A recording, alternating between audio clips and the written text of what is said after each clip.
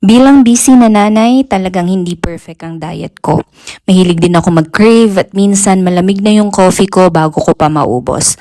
Pero this is how I maintain my weight nang hindi obsess at hindi deprive. Una, I stopped trying extreme diets.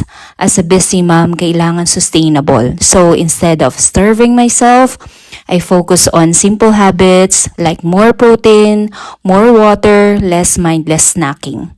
And honestly, weight training changed a lot of me.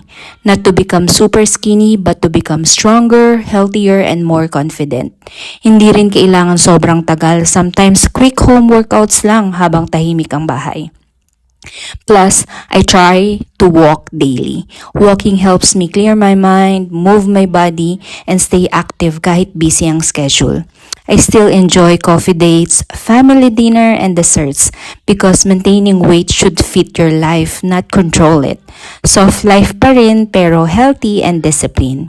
Ikaw, ano yung mga habit na pinaka nakatulong sa'yo sa health journey mo as a busy mom?